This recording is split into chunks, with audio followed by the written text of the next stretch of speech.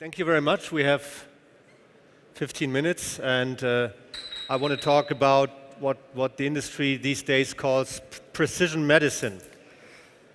This is a slide from last year's New York Times, and I will not go here into too much detail, but what the industry is facing is two paradigm shifts at the same time. And I mean, healthcare industry is facing two paradigm shifts at the same time. And I mean, one paradigm shift is rare, to have one in your lifetime, but two at the same time, it's a lot, and it's both. It's the advent of big data analytics, which is why I'm here and which is why this Congress exists. So, I mean, all around digitalization. But the other one is, and this is what this slide shows, it is the advent of molecular information as an additional source for understanding health, disease, and everything around this. And the beginning was, and it was a genome, and as you see from that article, I mean, even with very little information that we have today, people already feel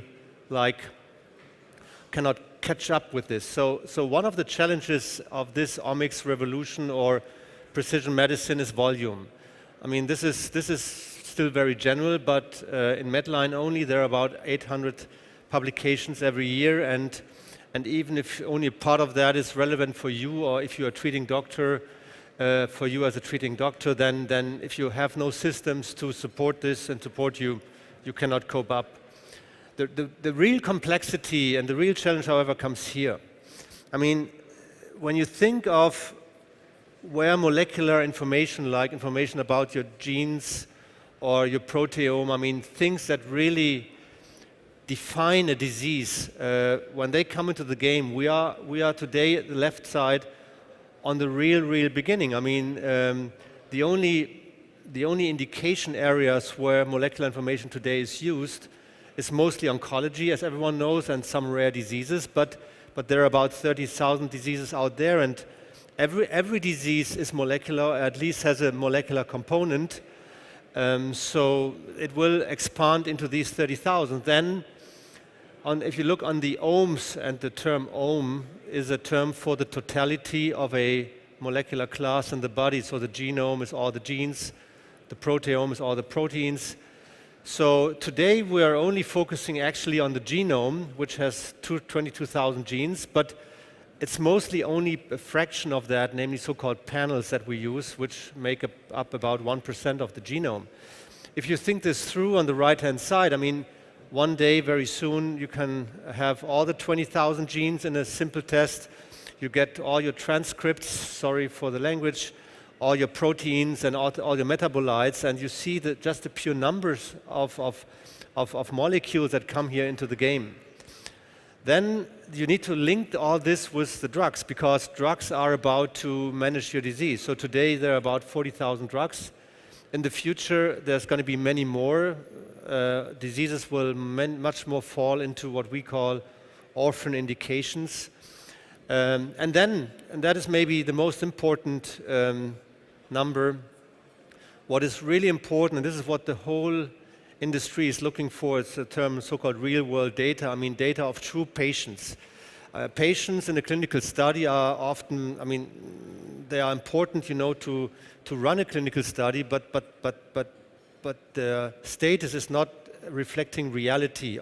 It's a very, very narrowly defined set of how a patient should look like, but in fact, patients behave and have other concomitant diseases in many ways, and this is so-called real-world data, and this will be captured in so-called longitudinal translational databases. So today this is less than 50,000, but in the future it's going to be everybody of us, because it is going to be, you know, everybody will have his genome, everybody will get a molecular profile in a certain disease. And if you then think of Metcalfe from Bitkom, who said the value of a network is so to say here the exponent of n participants. I mean, n participants in the future is all the patients, which is everyone, so moving from 50,000 to everyone. And the exponent, I mean, is the sum or maybe a multiplication, I don't know yet, of the number of diseases times molecular classes and the drugs. So why is this so important? Because as we speak, healthcare insurance companies, pharma companies, they are strongly looking for such patients, because these patients are the true value for developing drugs and for treating patients. And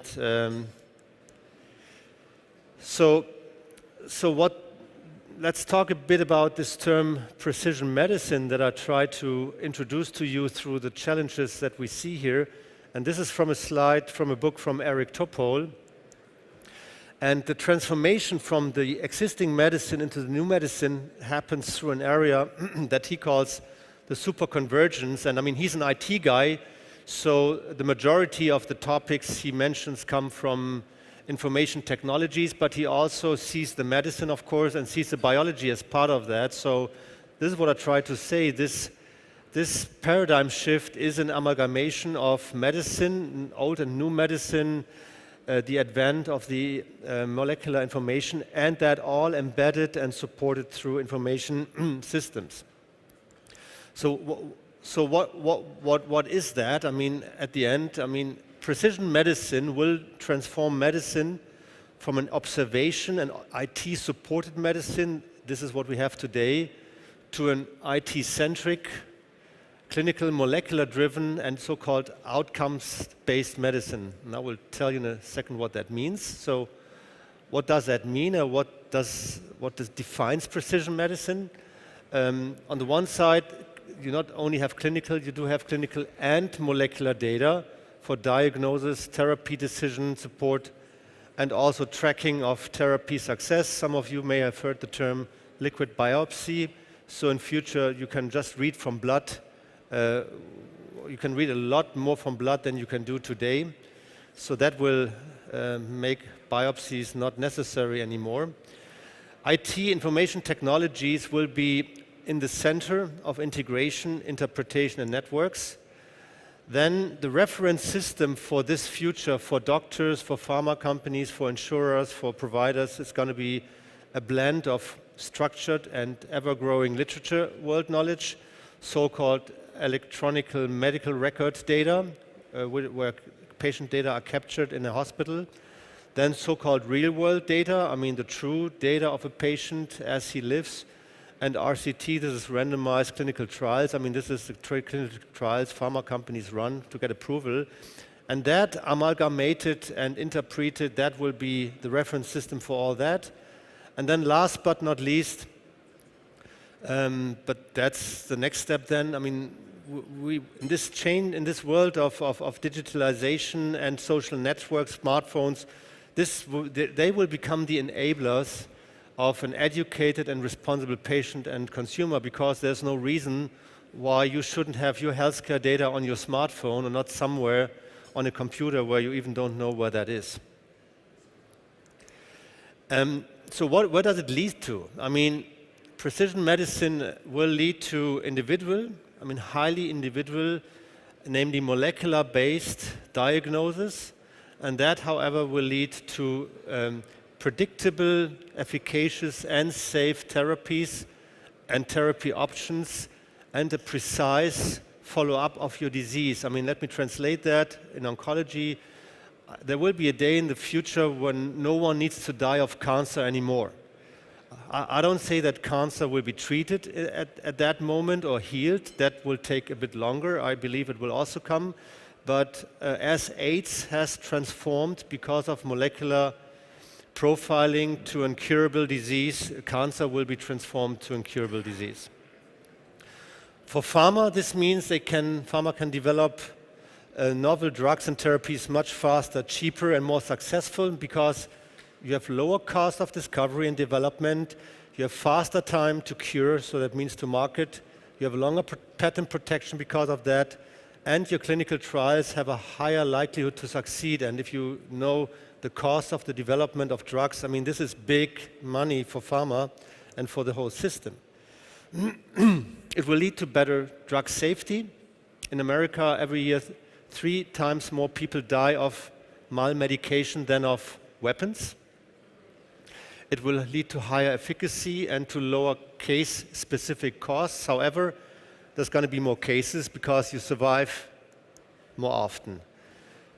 And that is what we call the so-called outcomes-based medicine on an individual basis.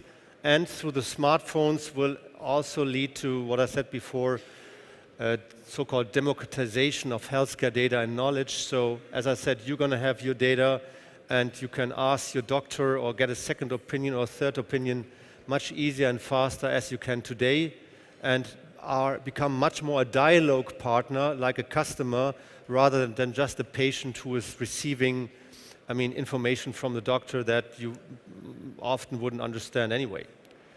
So when does this happen? It happens now. This is not future in a way like will come. It happens now. It is early. Yes, it is early, but it is. I'll just give you a couple of facts. In America, in the United States, there is a CPT code. So there's reimbursement for 50 gene panels, so panels with 50 genes today, and from on January 1, there will be reimbursement for larger panels in the range of $3,000. This will very likely lead to a strong increase of labs and hospitals offering these kind of panels. Germany, of course, is a different way. Here you need to go through so-called Selektivverträge before you get the final code, and these Selektivverträge go for 4 years. Okay, this is ongoing. These offerings are on the market, and such Selektivverträge are made. And pharma companies, in particular, if you take Roche, for example, who is also here, or Boehringer Ingelheim was the big initiative. Pharma companies are actively moving into this space to capture these kind of data and information for not only for better drug development, but for forward integrating therapies with diagnosis and the whole environment of big data, because they understand, at least the modern pharma companies understand, that you cannot be a drug producer anymore. You have to be a complete service provider around a certain disease.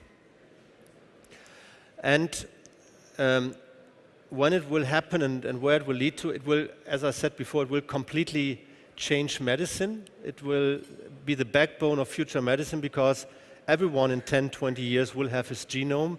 Everyone will get a cheap, affordable molecular test on a disease. This information adds on to image information and other information that are already around. And it is like, imagine it's like when the microscope came in the 18th century, allowing medicine to transform from an organ medicine to a sub-organ medicine, which changed everything. The molecular information now becoming available changes everything. And there's only one winner, it's the patient. However, all the organizations around don't know yet exactly how to make money with this and how to deal with this. So this is why everything goes slower as it could go, but it goes. And in China, last sentence to this, China produces such data like bagels. They produce these data in hospitals, in an unbelievable amount and an unbelievable speed. And while we in Germany and Europe discuss on Datenschutz and so on, they will come up with millions of patients' data that will just become fact and also for us. So that's my last slide. So this is a kind of a summary slide, maybe a bit shortcut, but in a certain way not unrealistic. Thank you very much.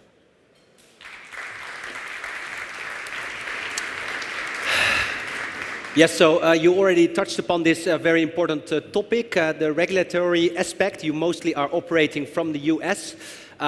When will precision medicine will also be a reality in Germany, you think?